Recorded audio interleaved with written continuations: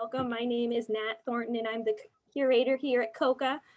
We are so pleased to have all of you here today, and a sincere thank you to our panelists, both Royal and Reiner, and our viewers for your support of CoCA in 2021 for our opening exhibition, A Conversation Through Time and Space. This evening, CoCA is hosting a conversation about the works of Selma Waldman, an artist and social activist who passed in 2008.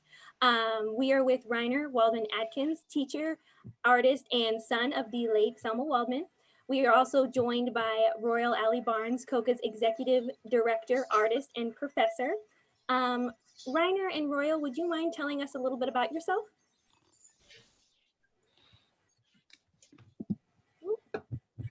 Reiner? Hi. That's you. I was unmuting myself. Hi, I'm Reiner Waldman Adkins. I'm the son of the artist Selma Waldman, as Nat said. I grew up in Seattle, and in the middle of the left community. I went out to art school in Cleveland. I have an MFA from the University of Washington, and I had the privilege of working with Jacob Lawrence and Glenn Alps as my graduate advisors. And the experience both of going off to school in Cleveland and having those teachers here was really important.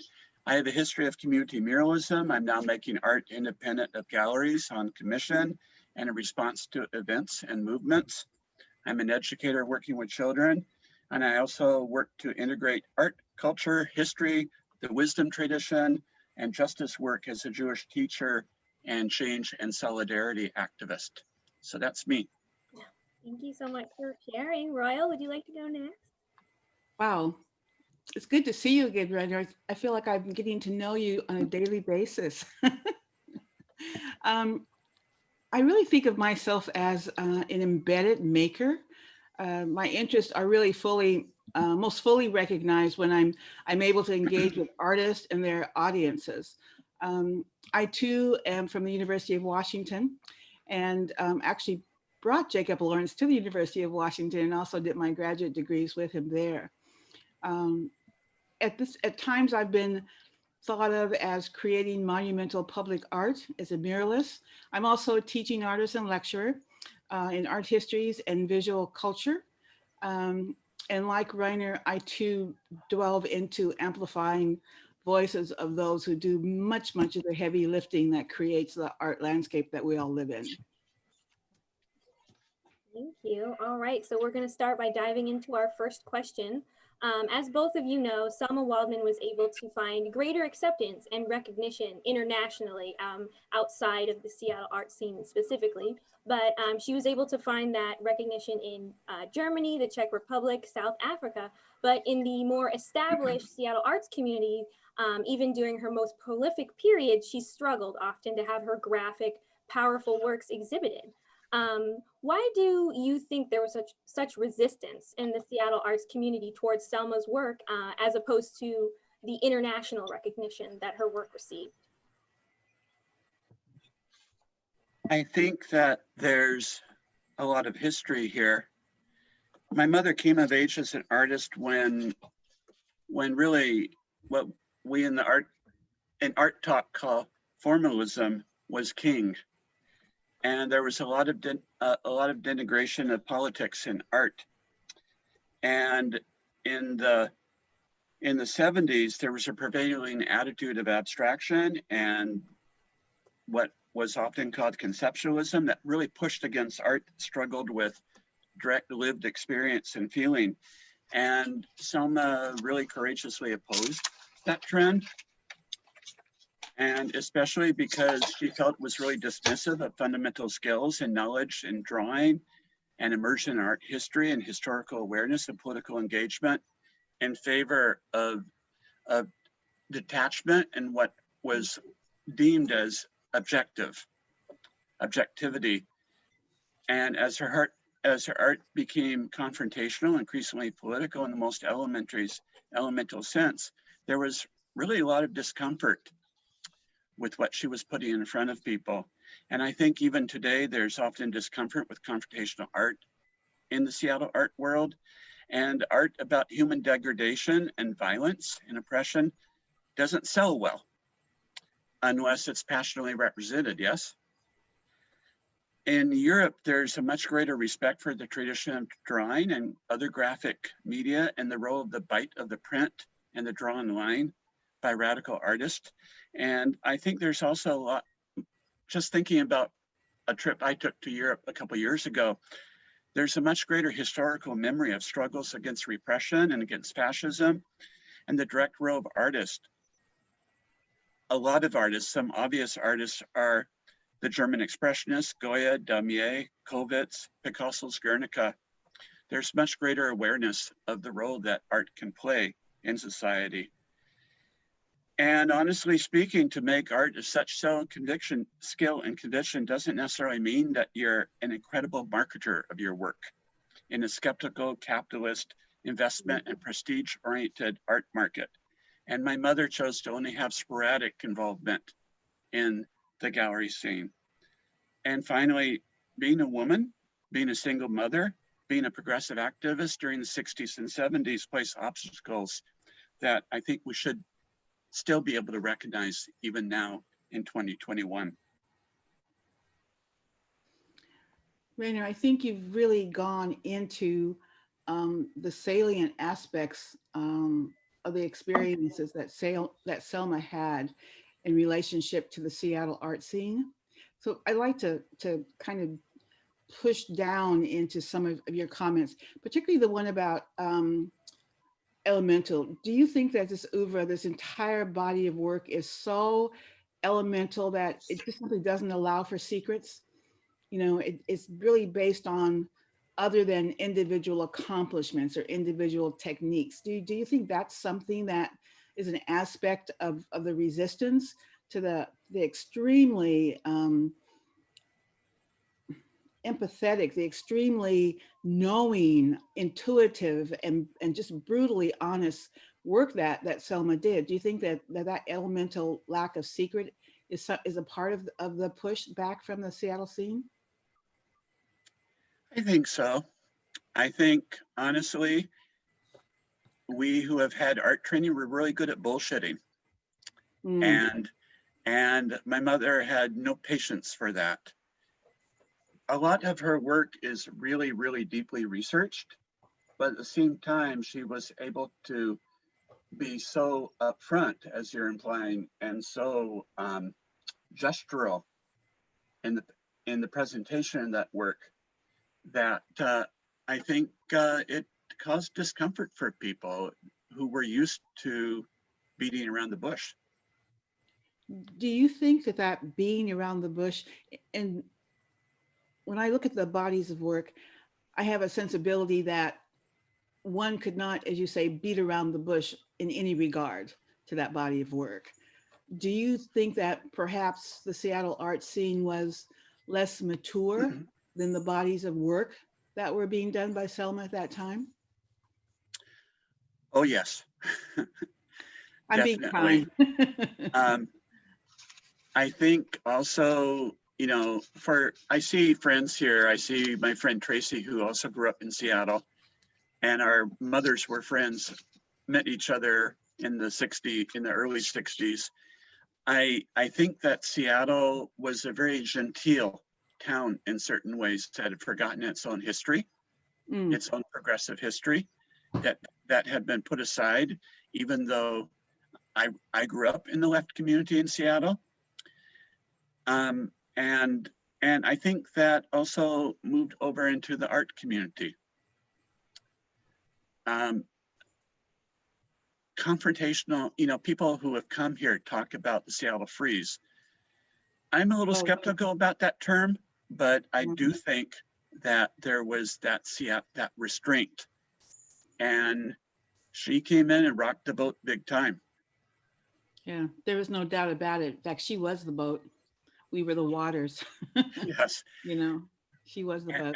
And that was hard. I think that was hard for people who, there were some wonderful things going on in the Seattle art world. You know, certainly the influence of Asian art, the influence of certain kinds of mysticism and the landscape. I'm not discounting the importance of that, but this very gritty humanism, I think, was tough for people to handle. Mm-hmm. All right, thank you both for sharing. Um, Selma's work has now become more topical than ever. In 2020, we saw armed police stand against Black Lives Matter protesters, often using excessive force. And then earlier this week, we saw political discord and the rise of fascist voices in the Capitol. We have seen, unfortunately, police by and large stand in defense of these type of protesters, exposing a culture of impunity for mostly right-wing protesters, in stark contrast to the use of force against protesters for racial justice. What do you think Selma would have to say about this? And how do you think she would respond artistically? Would she have been disappointed in how we have been approaching this? I believe Selma's work spoke to racial injustice in the context of protesting all injustices perpetrated by those in power. It's very specific and very global at the same time. And it transcends history in a certain way, even while it dives into history. The Thin Naked Line piece that's in the show is really presents a lot of people with a shock of recognition with these masked police in front of a symbolic urban landscape. That was done post WTO, but it certainly was relevant this summer with what we saw in terms of encounters with the police system in Seattle. And other works like the Man and Bread series speak of the violations of basic human rights, as fundamental as access to food and life itself. And I don't think much has changed in terms of the obstacles we faced. We've seen continued police violence, especially against Black and brown bodies. And Wednesday, we saw what you were talking about with many police allowing and Trump inciting a white supremacist mob. I think my mother would recognize and address the direct line from the racial theories that held back the United States from full human potential and Nazism and the Holocaust, to the right wingers with their coded images that 6 million weren't enough, and their use of Confederate flags and other hateful images. And I think she would have continued the artistic trajectory that she was on. And I want to quote her, quote, "The intent of the Black Book drawings and the wall concept generally has been to spare nothing and no one. The works will not stop with American perpetrators, from Gitmo to Abu Ghraib to Bagram to CIA black sites, but will reconfigure multiples of the infamous Goya God of War painting to confront global contemporary gods who will be seen nakedly devouring both the enemy and their own people, wherever they have raged and continue to rage." Unquote. She would have been protesting her art as well as joining protests in the streets, and she usually did that through bearing witness or performative vigils, especially with women in Black. And I think it would have been really interesting to see, although she mostly dealt with male bodies and the male oppressor, what she would have made of both male and female right-wing cultists fighting against equity, justice, and democracy. It would have been really interesting to see how she would have confronted that. I think she would have been really pleased to see the explosion of political and protest street art, the rebirth of the community mural movement, and the creative actions of climate disruption and racial justice activists. She would have been bemused by the use of spray paint, but I think she would have been really excited to see that. You know, there was absolutely no doubt that that Selma was, in fact, hands down. In fact, even Matthew Kangas agreed that Selma was the senior political artist in the Pacific Northwest, period. And that actually stands true today. It stands true. And when you were talking about Rainer, when you're talking about what she would be doing today, I'm wondering what we would be doing today in relationship to any new works that Selma would have done in response to our current situations. I'm wondering if we'd be brave enough to engage with those works, or would we turn away from those works. Because if in fact the work of today, if it were as brutally honest as the previous works, and the atrocities are continuing, and perhaps the actual ones are becoming inculcated, we harbor those fears, perhaps we turned away from all of the work because of the power of the work that would have been created. How does that make you kind of think about that opportunity, which we'll never know, but just how does that make you feel about going forward and the ideas you were just talking about in relationship to Selma's work? I'd like to think that there would be more opportunity now, that there is more opportunity. It continues to feel that there's a lot of obstacles. I think that the way that people have come to understand solidarity, both politically and in other venues, is really, really important.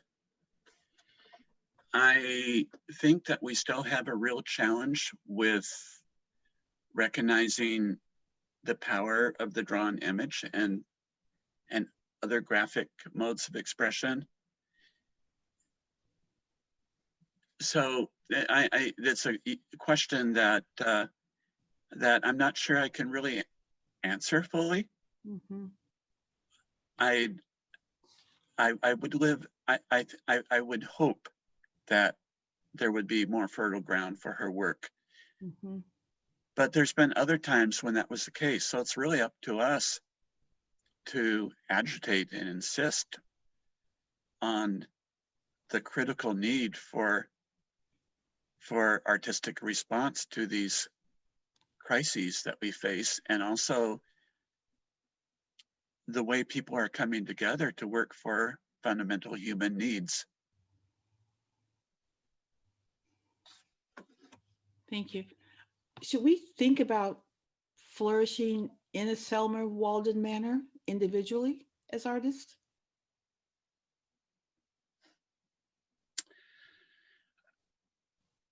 I think that's a challenging thing to do.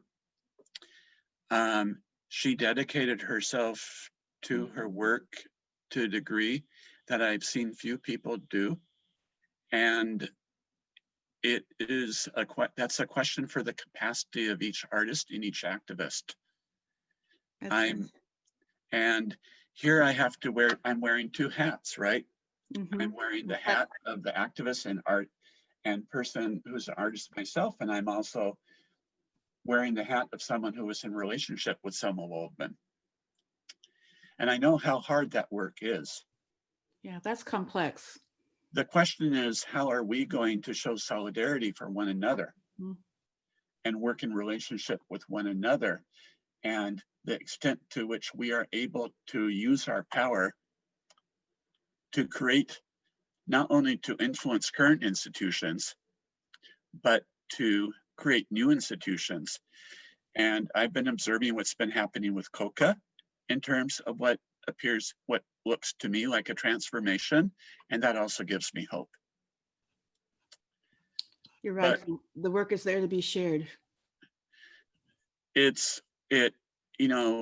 Selma spent a lot of time in the wilderness. And that's something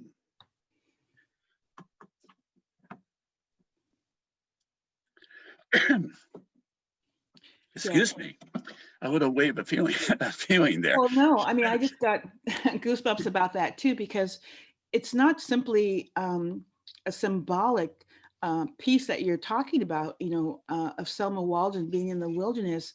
It literally is a statement about an iconic presence that is still very, very real, because here we are talking about it today, right now, right in the midst of the things that Selma was able to inculcate and then to put back out again with new light and new vision and new hope about the opportunity of understanding.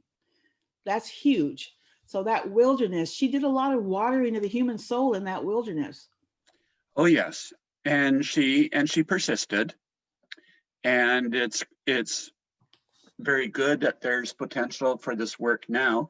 And of course, if anybody listening wants to engage in the project of perpetuating the work, that would be absolutely wonderful. I have hope. Thank you. That's wonderful to hear. I'm so glad that even in these dark times, there's still signs of hope. There are still signs that, you know, we're moving forward. We're moving in the direction that we want to be moving in. We'll slide right on to the next question, but a significant amount of Selma Waldman's work spoke directly to the actions between the oppressor and the oppressed. In the over, you know, approximately 43 years of work shown in this exhibition in particular, Selma's work arches from depicting the degradation of the oppressed bodies, for example, the Fallin Man series, to the propagation of violent control of the oppressor when you look at works like the Thin Naked Line or the Wall of Perpetrators series. Who do you think were the oppressor versus the oppressed in Selma's physical world? Who do you think the players, I guess, are now in 2021? And how have you seen this change from Selma's time to today in 2021?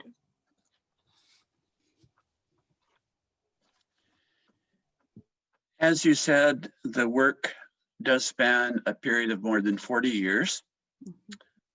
The earliest work in the show is a Fallin Man piece. It's The Doll, and that was from 1966. And Selma wrote about how this is a grotesque creature who once possessed a strong male body that's been overwhelmed by violence. Quote, he's been maimed and deprived of his humanity until he resembles a parcel that can be pitched to the air. The man has become an object, sexless, ageless, mute. But in the condition of falling, his inert body continues to communicate outrage. The gesture of the falling man makes pain articulate. The drawings are an attempt to give form to the unstoppable. So that's Selma writing about the Fallin Man work that she did in the mid-60s. And really addressing the victim, and the victim has become mute, but the victim also cries out. The Man and Bread pieces in the show are part of a larger series that cry about the human right for sustenance. And in other pieces that aren't in the show, the struggle for bread that's forced on humans by the oppressor, humans fighting other humans for life. So, and then one of the quotes that my mother had on her studio wall was from Simone Weil, and who wrote, "Force is as pitiless to the man who possesses it, or thinks he does, as it is to his victims. The second it crushes, the first it intoxicates." And so my mother worked to give voice to the crushed. And then she moved, and then she, in the 2000s, ended up working with the perpetrator, the one who is intoxicated by the crushing. And I don't believe that she could have spoken to the actions of the oppressor without that foundation of bearing witness to the oppressed. And I think that's very, very clearly shown in the progression of her work. Would you call it an evolution? I don't think so. I would call it something complete, something holistic. A journey? I think it's very circular. Would she say that? I'm not sure. But when I look at the body of her work, definitely it's a holistic thing. And one of the things that unites it in a curious way is the Man and Bread work. She was inspired by Elie Wiesel's Night, that described people fighting one another, the victims of the Holocaust fighting one another for sustenance in life. And I think that's the link. How it's not just the victim, it's not just the oppressor, it's that piece in between where we are in conflict with a fundamental conflict with one another and the total injustice of that.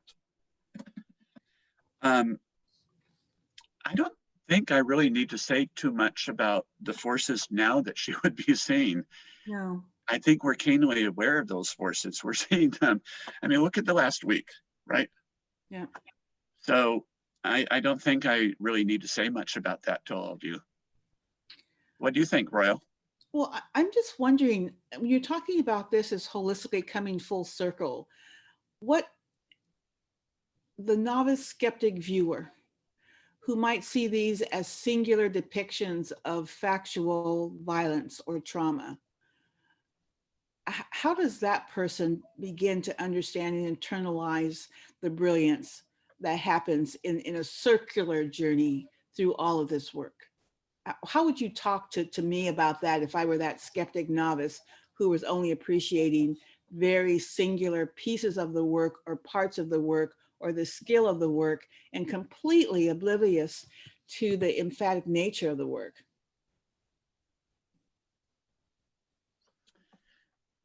I think two things can happen at once.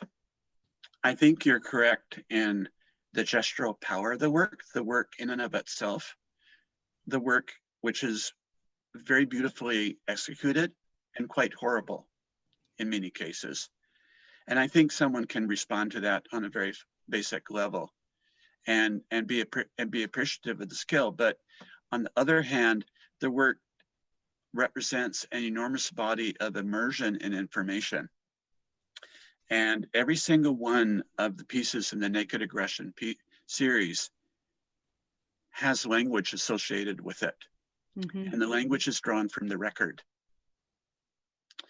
One of the, there is so much information available now, and really ever since the Holocaust, about how brutality has been performed.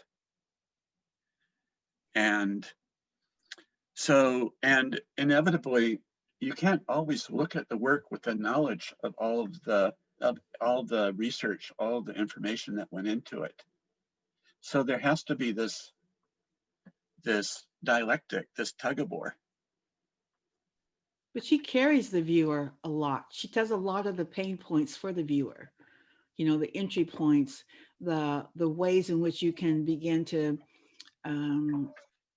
assemble the information that she's provided, both in writing and the work.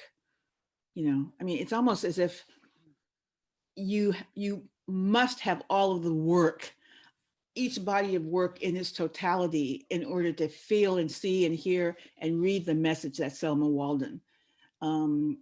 Do you think that could have been one of the problems with galleries, that they were only wanting to segment and take out the pieces that were most acceptable or could be popular or trend? It's hard to use the term most acceptable with Selma's work. I know, right? I mean, yeah. How do you pick and choose? Well, that's my I think, after she died, going off script a little bit here, after she died, I had a visit, and you and I spoke about this, Royal, from a prestigious museum, a curator from a prestigious museum. Mm-hmm. And he told me that his board could handle violence, but they couldn't handle penises. Yep. And so it's really, it's hard for me to see the capacity to really to pick and choose. I suppose that the work reflecting the Jewish trauma in the Holocaust probably is the most archetypal work, the Fallin Man work and related series. As she dug deeper, real challenges came up for people to pick and choose. Mm-hmm. She doesn't leave much choice. Well, it's almost like she's forcing you to be a human at every interactive opportunity. And we're not really 80% human yet, you know, in 100% of our day doesn't really demonstrate 80% humanity, right? Or humanistic tendencies.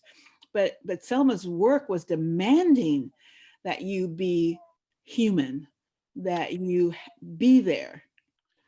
Yes, and she worked with very, very basic materials, and she had an extreme command of an eloquent and searing use of line. Mm-hmm. And I believe that the primal quality of the work does carry over. And of course it has to, it's essential that it do so. So again, here I'm going to express some of that, express some optimism. And this is based somewhat on work that I've shown people who had no idea who she was, no idea what I happened to have in my hand, and had that just gut visceral response to the work. People who didn't have a lot of knowledge of art. Mm-hmm. So I have some optimism there. I would agree. I mean, the work in and of itself is of such power that it begins to not simply talk about the human experience or the human options, but it actually begins to develop positive contravening options from understanding the work. So the power is just continual. We could do this all night, probably. Nat, We could. So sorry. Yes, thank you. And of course, for many of you, we really should be doing this pointing at artwork, right? Oh, we'll do it again. We'll definitely do it again. Selma Yes. Waldman was very clear, as you've spoken about earlier, of her rebuke of the sexualization of power and violence. Her naked aggression work shows violence and control as irresistible, as you mentioned earlier, and exciting to the perpetrator most often. Why do you think that this sexualization of violence and power in these series is represented through the male body?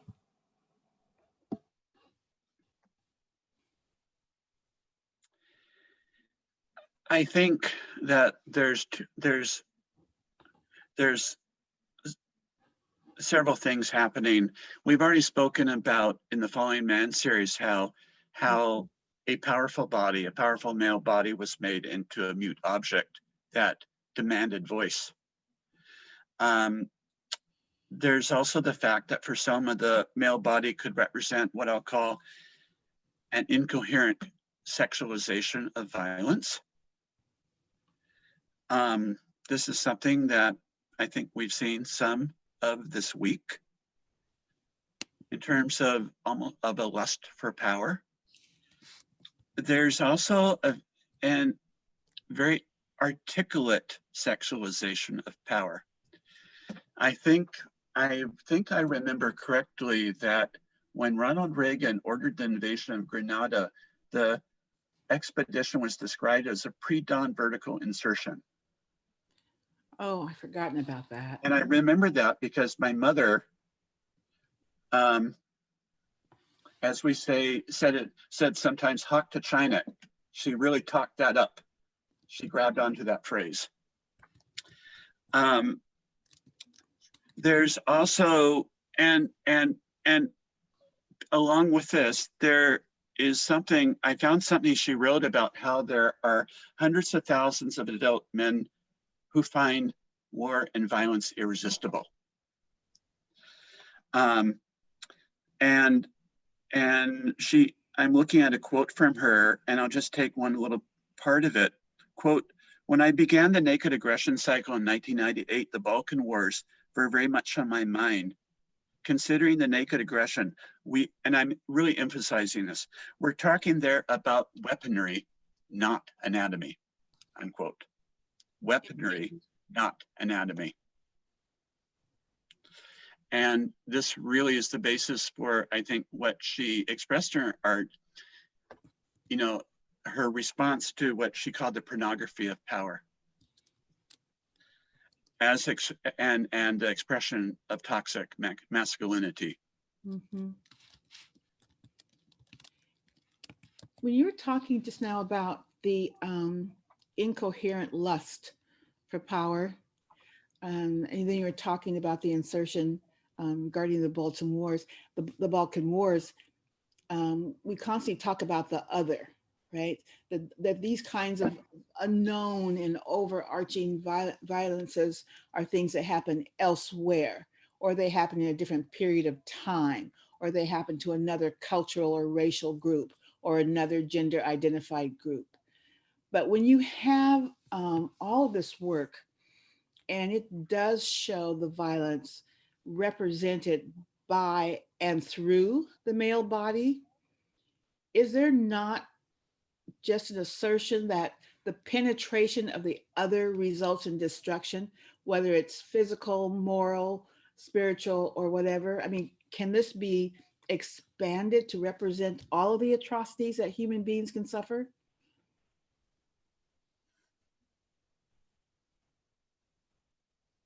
That's an enormous question.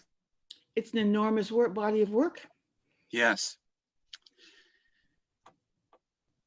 I think I can say that Selma loved the male body and also was able to hold this, what I've been talking about. She was able to hold both of these. She also had the gift, and I'm kind of speaking as a man right now. I mean, I am a man, but really thinking of my own body. And one of the things that I do feel is true for me as a man viewing my mother's work is I can feel those bodies. Mm-hmm. I can feel those aggressive bodies. Mm-hmm. It's very concrete in a certain way.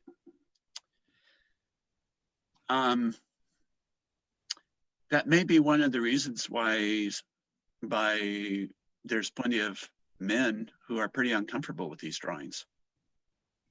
It's too real. So do you think it's the actual male genital that is that's presented, or is it all of the known and unknown associations about genitalia, male genitalia, that makes it so uncomfortable for men to see this? I think it's probably the latter most. We are, well, I was going to say a cliche, which is that we're in a transformative time, but it's always that way. I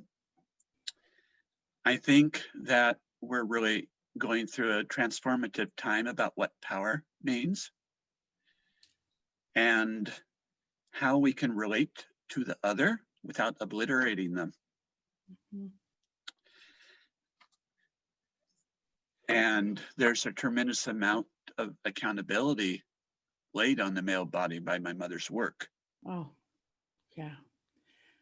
Sometimes I felt that some of those bodies in the drawings would just disappear, the weightiness of them all. It should just fall through the paper, through the wall, wherever it was, it should have just fallen through. It was the weight and the import of what she was saying about the possibilities there. It's just. If you look at the drawings closely, her later drawings closely, and if you knew enough about how she worked, you could say she was attacking the paper. That these are, you talk about falling through. Well, it's almost like burning through the surface.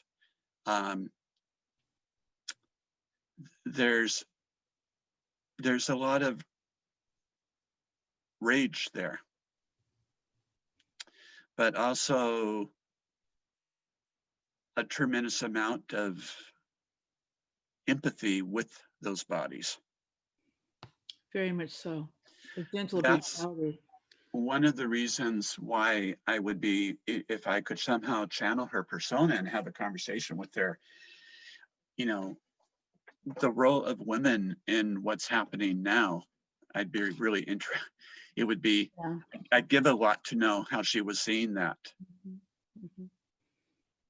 How women have become participants in certain ways. Yes, thank you both. In these political times that we're in right now, artists are often struggling to confront both radical empathy and, as you've spoken about before, the outraged witness.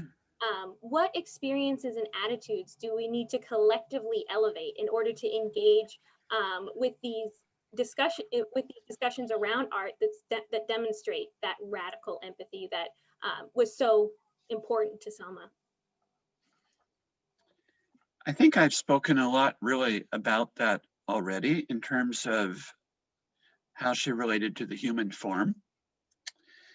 It's, you know, for me personally, it's a really fascinating challenge that, of course, I'll never be able to pursue beyond a certain point about how a Jewish woman raised in South Texas could come out of that and become so stubbornly committed to channeling, to being a funnel for oppression, sometimes to a degree that frustrated people who loved her because she was so focused on that expression. I know that she felt othered as a young person that may have contributed. And I know that when she went to Berlin, when we lived in Berlin, and she confronted the Holocaust, that was a transformative experience. And I know that she chose to deal with that experience as a Jewish woman confronting the Holocaust in such an archetypal way, to such a universal way. And I know that technique was really important to her. And I'm going to quote her again. And I think that this was very, very important to her. Quote, "I'm an artist enamored of charcoal, the tool that does not lie, and the act of drawing. Although both charcoal and pastel can be fragmented, crushed, and reduced to dust in a single arbitrary or careless moment of time, both of these media can project into visual art potent and sensuous powers of endurance that will resonate with the same epic, intimate, universal, and demonic obstinacy as life itself." So there's Selma speaking. She's almost putting the radical empathy in a connective relationship with the materials that she was using. You know, I mean, they became profound. They were just this burnt wood, right? They were just collapsed cellular material, paper. But in Selma's magical place of being, they began to be the shout. They began to be this profound thing about the collective responsibility, or you talked before about the radical empathy, almost a collective responsibility to be part and parcel of that radical empathy that so pervades all of the work that she did. Do you think that she was making a demand on the viewer to begin to move in that direction of having a collective judgment and letting go of that and being more of a collective belonging? Do you think that there's any of those messages in that work for the viewer? Is there a responsibility by the viewer to try to decode that or understand that better along the lines of the radical empathy that we talk about with Selma? I think so. I think that if people are able to stay with the work, which demands a lot of people, and take a break and then go back to the work, I think that it's capable of doing what you said. It's I have had some experiences in watching people look at my mother's work, and it's interesting. It's a bit of a dance. Oh, not surprised. Sometimes people move in and out. They go by, they turn their heads away. They go by, they come back. Mhm. Um, and certainly an advantage that the work has is it's beautifully done. It's very skillfully done, and that's helpful. I think it would be more difficult for people to do what you're describing if it weren't as beautifully accomplished. Mhm. Um, Well, the WTO experience, my gosh, right? Where you have that entire piece directly at the viewer. yes, The articulation of the skills that you're talking about make that piece even more emphatically um, disturbing, and yet you're going to be drawn right back to it. yes, that phalanx Mm-hmm. of shields and helmets, and then that phalanx of bodies naked from the waist down Yep. is right there in your face, and it's a lot, and it's very experiential. As it happens, a lot more people will recognize that Yeah, I think than that's might have been the case, let's say, before the 1990s.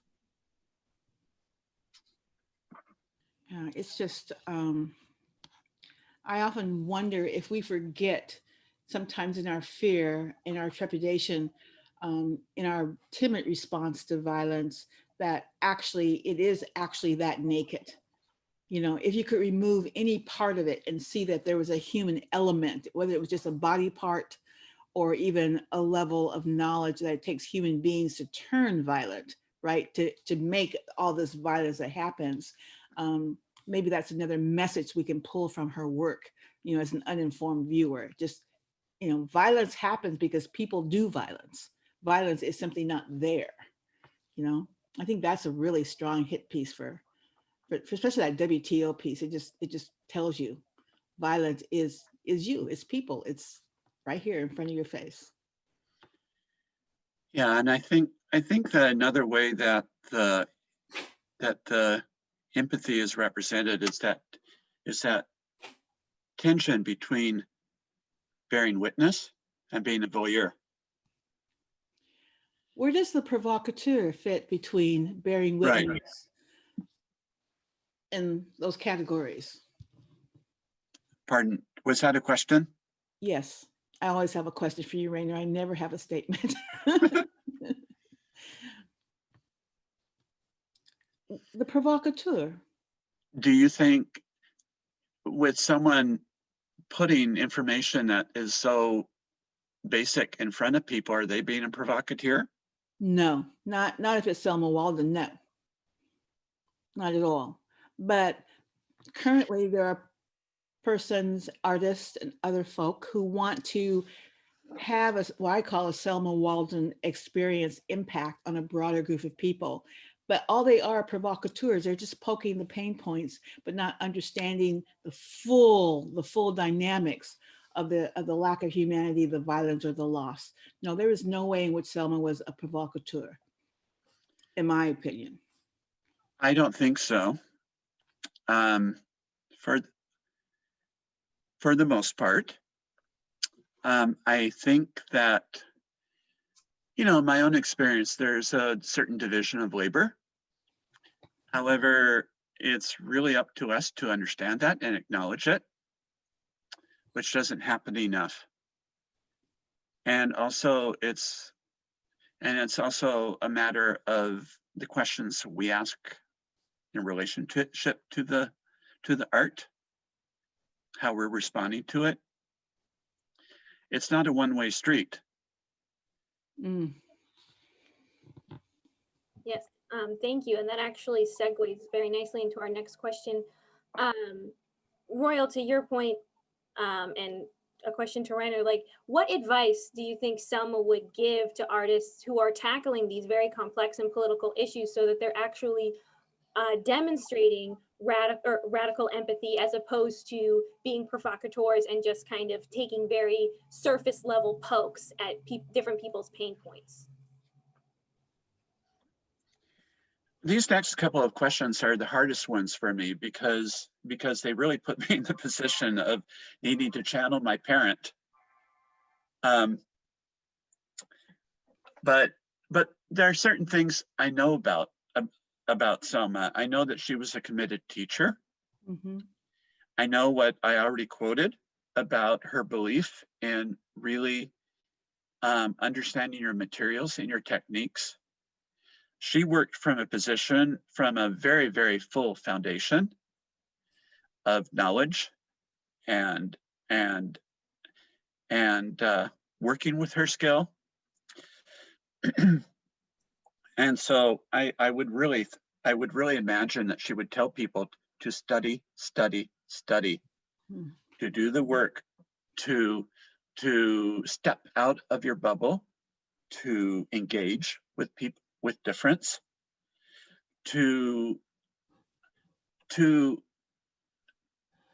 be aware of how to step out of your comfort zone. Watch out for being vapid, hip, or cool for coolness sake. Yep. She had a fine gift of rhetoric for calling out bullshit in art. Look at history. Look at who's gone before you. Mm-hmm. I'm sure she would tell people to look at the German expressionists, mm-hmm. who were able to so effective at conveying drastic emotion through the use of line. Don't be a voyeur.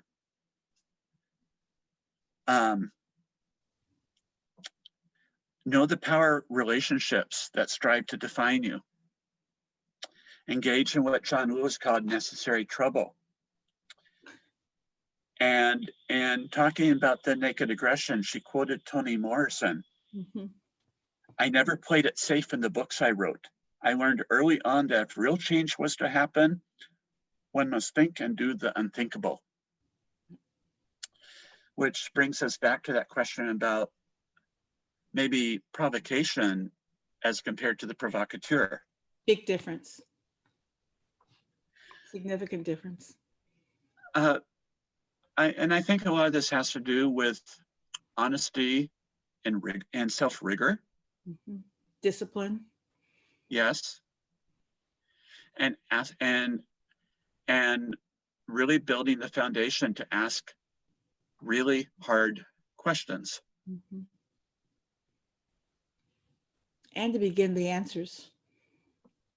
Yes. That's participatory, in fact.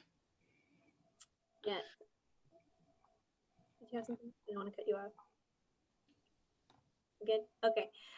This exhibition requires some investment in emotional labor on the part of our CoCA member artists in viewing and absorbing the materials sent to them about Selma Waldman and her practice.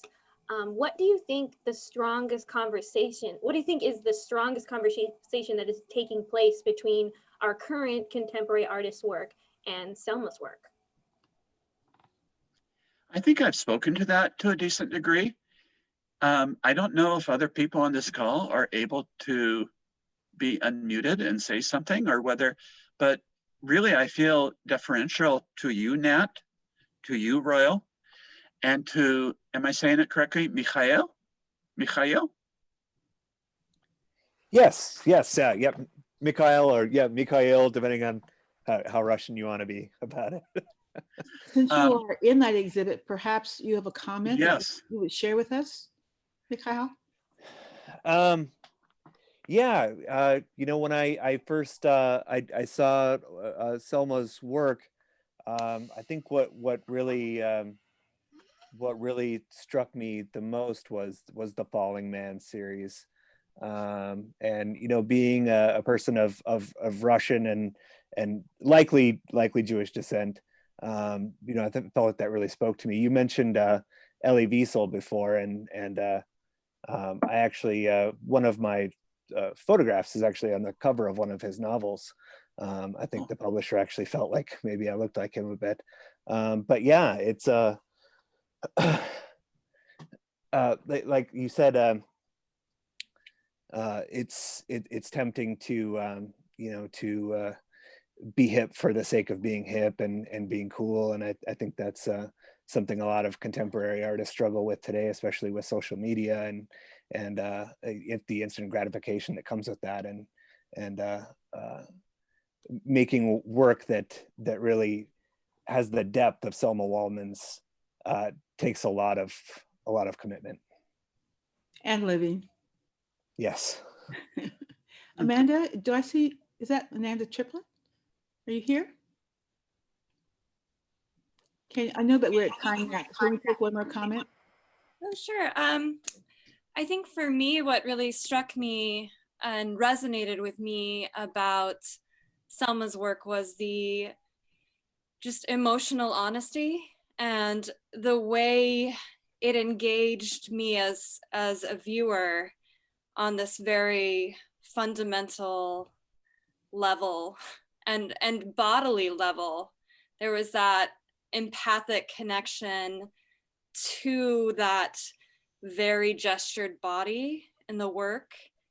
And I think for me, that was the biggest potency of that experience, was just, and when I view her work, in every experience, is that emotional body, that, you know, that very strong empathic feeling. Yeah. Well, Rainer, I want to thank you for, is this the third evening of talking with you? Yes. We want to do this so we have 2 more days in this week, so I'll see you Saturday night next week too, right? Nat is the keeper of all schedules. She is, but you know, we truly need to have an opportunity to talk with you again in more of an open forum, and not just simply you and I going into our areas of interest. So we would like to consider that, and I'm sure Nat will give us some advice on that. But as the ED for CoCA, thank you so much for allowing me to join you, Rainer. Nat, thank you so much for the invitation. Yes, and I would like to thank our audience for all participating and supporting this event and this exhibition more widely. We are at time now, so I'm going to we've now moved into the shameless plug edition of the evening, where I encourage everyone to go visit our website. Unfortunately, the physical gallery space is currently closed, but we have just launched our first 360 panoramic view of the gallery. So you're able to see the entire installation of the show as it appears on the wall. And we also have there's a really good hotspot part of that, so that you can zoom in and look closer and get, you know, label information on the different pieces that are hung in the show. I would also encourage you to keep up with us on Facebook, Instagram. We have several more events planned in support of this exhibition with different artist talks. So each of the artists who are interested in participating and who are currently in the exhibition can talk a little bit more about their personal artistic practices, their piece in the show, and their thoughts on the relationship between their artistic practice and Selma's artistic practice. But I would just like to say a very emphatic thank you to everybody. I put a link to the virtual viewing room in the chat if anyone would like to check that out. And just have a lovely rest of your evening, everyone. Thank you so much for joining us. Thank you, Rainer. Thank you to everyone. Thank you, Royal and Nat.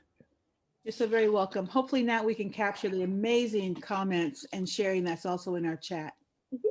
Most definitely. Good night. Thank you so much. Great. Good night, everyone. Thank you.